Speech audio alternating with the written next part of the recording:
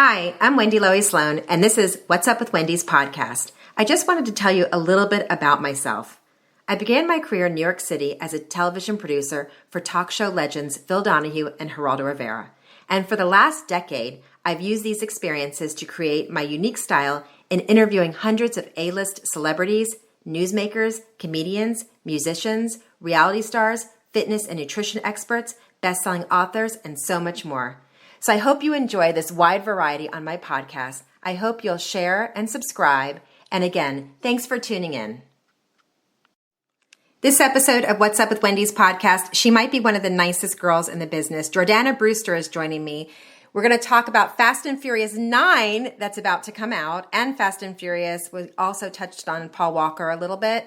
And she is taking part in the annual Red Nose fundraiser to help end child poverty. We all need to take part in this. We all need to download your digital Red Nose and share your support. Jordana Brewster up next. What's Up with Wendy's podcast. Best known for her role in the Fast and Furious franchise, and soon she will be starring in Fast and Furious 9. Actress Jordana Brewster is joining me to talk about that and also taking part in the annual Red Nose Day fundraiser to help end child poverty. Such an important cause. Welcome, Jordana. I'm so happy to have you. Thank you so much. It's really, really nice to be here. Same. So how has your life changed in the past year with the pandemic, with your two young sons and life in general? Well, I definitely slowed down a lot. Before I was the kind of person who would just go, go, go, go, go. And I love doing 20 things at once. And now I think I definitely see the value in slowing down, doing one thing at a time. And I also have become a little more of a homebody, which I think is a really nice thing. Oh my God, the same with me. I feel the same. I was saying I'd be running like a hamster on a treadmill, round and round and round. And all of a sudden the pandemic really slowed us down and made us take a look and made us realize we really don't need to do all that. We really don't. And it's so funny. It's like I almost had the illusion of getting a lot done, but then really I was like, wait, I really didn't. I ran a bunch of errands, but like really, what did I accomplish? Like not much. So right. Yeah. So it is. It was nice to get off the hamster wheel. Well put. I agree. But your boys are young. Mine are in college, so it was a little bit different. So that must have been a little bit of challenging, right? It was challenging. My oldest did not like Zoom school.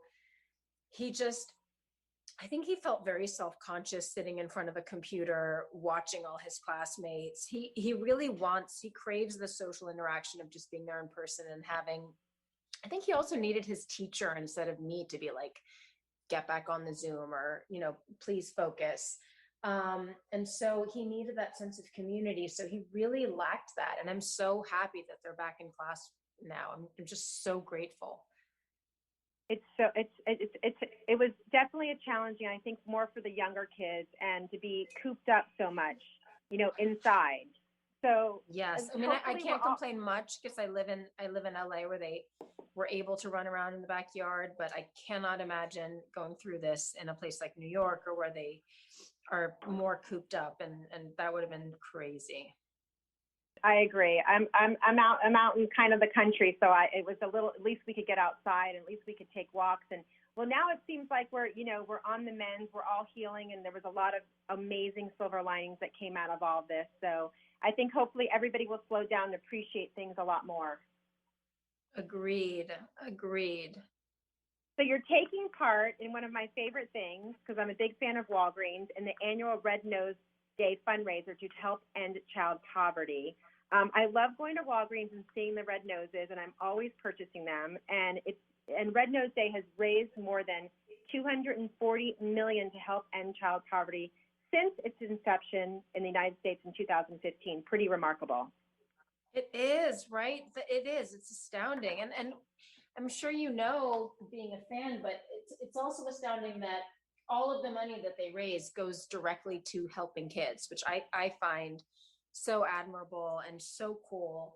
And but this year and last year was a little bit different in that now instead of purchasing the red nose physically, you get the digital red nose, which I think is just as cool. And I also think that the kids really kind of enjoy it a little bit more because they're so familiar with technology and it's like second nature to them. So that's really, I agree. And it's yeah. even more important, and it's also more important this year because COVID has affected children living in poverty. And can you talk about that a little bit?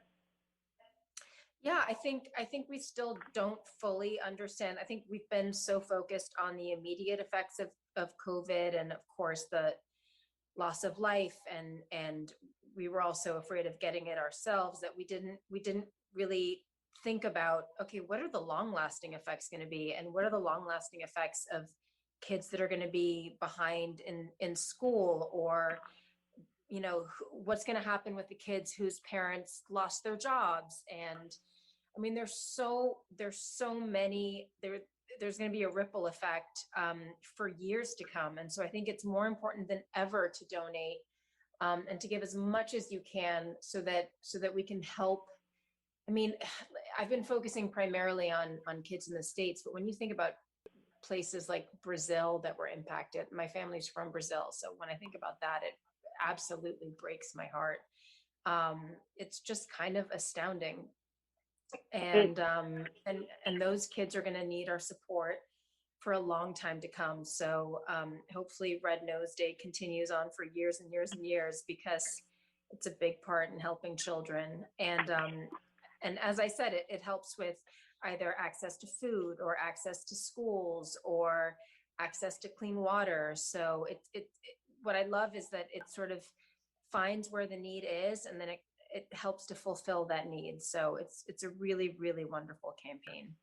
And I love that you're doing this, and I think it's important to teach our kids and everybody to give back because and especially for this, because according to the Children's Defense Fund, 1 in 6 children live in poverty, and nearly 70% of children who are poor are children of color. So we really need to take part in this Red Nose Day, and it's so fun. And you're right, the virtual thing is so fun. I still have my red noses from the past that I keep all the time. Oh, that's so cool. And there was just a movie that I saw, and they were actually had on there. I don't even remember what, Giving Hope or something, and he put on his red nose, and he told her to put on his red nose, and he was making jokes. So it's even in like the movies, and it's such a popular, fun thing. So we gotta keep giving back. So please help out with Red Nose Day fundraiser to help end child poverty. Jordana, Fast and Furious. Did you ever think it would be like this amazing? I never did. I mean, when we first got on set, the movie was called Redline. I just thought it would be a fun summer project for me to do while I was away from college. And it ended up being this phenomenon. And I'm just so grateful that I get to hang out with people that I love, that we keep creating and that we continue to be embraced by the world. I mean, it's kind of astounding to see the numbers that are coming out of China and I just, it's so cool. And it feels like the timing is perfect because it feels like people are ready to go out there and have a good time and go back to the movies, Oh my God, I'm so ready to sit in a movie theater with popcorn. Same. And like, what a cast! I'm sure with the loss of Paul Walker, it's quite different. And gosh, did you guys really? I mean, Vin Diesel especially, really out there publicly about the love for him. All of you. I know. Yes, he will always be there, no matter what, in spirit. And it is true that the franchise keeps evolving, and it's sort of surreal to me that now we have cast members like Charlize Theron and Helen Mirren, and it's kind of unbelievable. It really is. So I'm dying to see who hops on next. I know, right? I'm looking at the cast and I'm like, geez, is there anybody that's not in Fast and Furious? And so Fast and Furious is coming out. Is Fast and Furious coming out now? It's coming out June 25th. How exciting is that? Yes, it's very exciting. I cannot wait. And it's going to be a family affair in the same way that my son participated in Red Nose Day. And it gave me a wonderful opportunity to talk about giving back.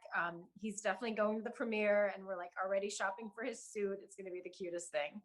Oh my God, I'm going to be watching you. I can't wait to see that. If you just tuned in, I'm talking to Jordana Brewster, So wait, were you filming this during COVID? No, we weren't. We were supposed to come out right before COVID hit, and then the studio delayed. But we shot in 2019. Okay, so well, I'm excited. I can't wait to see the suit. I can't wait to hear all about it. Download your digital Red Nose Day and share your support. Do not forget, we have to end child poverty.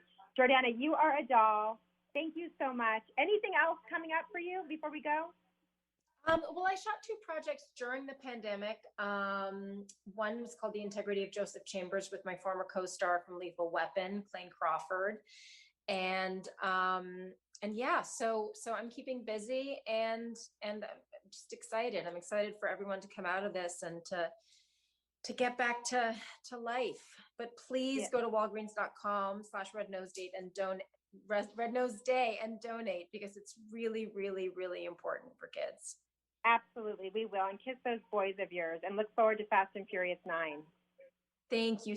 I will, absolutely. I hope you enjoy it. Yeah, thanks so much. Stay well, Jordana. Thank you. You too.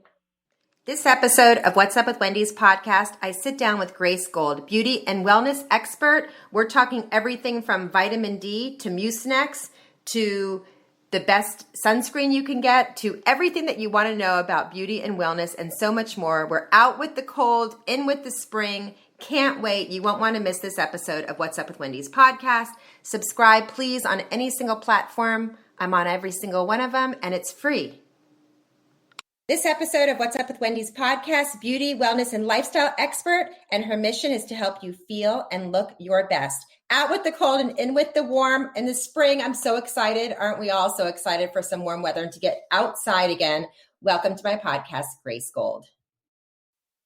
Thank you so much for having me, Wendy. I'm so excited to be here. I'm so excited to have you and talk about this because I think we all are wishing and waiting for spring. I mean, it's kind of popping up already and it's exciting, right? Because we need to get outdoors and we need that vitamin D so bad.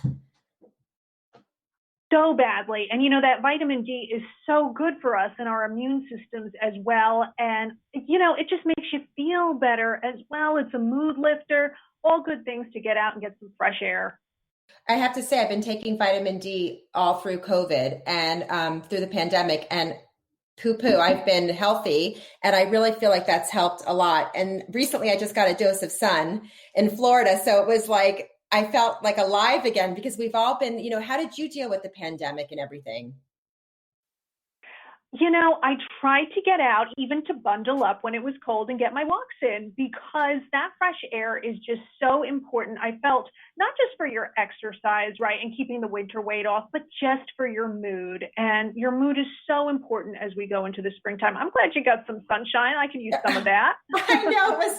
I'm still relishing in it, and it was weeks ago, but that's okay. So why is it so important to reevaluate your beauty and wellness routine at the start of each season? Because our skin changes so much. Can we talk about that a little bit? Sure. Well, taking care of your overall well-being, it looks very different in the winter time versus the springtime. We're thinking about hydration in the winter. We're sleeping more. We are hibernating more. And the springtime, we want to get out. We want to be, just feeling lighter as well. And a good routine can help achieve goals. But for the routine to be effective, you have to keep in mind it has to be flexible. And that includes adjusting for the weather, which can be funky. In the spring, one day's warm, one day's cold. So now is really the perfect time to revamp those self-care routines. Think about your goals, how they're changing right now, and embrace just the mental outlook of a fresh start, which we all just need more than ever right now. We do. So skincare, lotion, facial stuff. I don't do this and I'm really bad at it. So that's why I'm asking your advice, and probably I'm with more than half people. I don't change from winter to spring to summer. Are we supposed to do our skincare routine and our lotions differently? You really should, Wendy. And starting with skin, it's the largest organ in our body. You really want to nourish it year round. The rich moisture is very important, of course, in the wintertime, but I really love doing some advanced exfoliation with it in the springtime. That is going to give you velvety, smooth skin. And one of my favorite products that I've been using is Olay's Premium Exfoliating Body Wash Collection. Now, it's crafted by Olay body skin experts to include natural ingredients, got vitamin B3 complex in there. That is going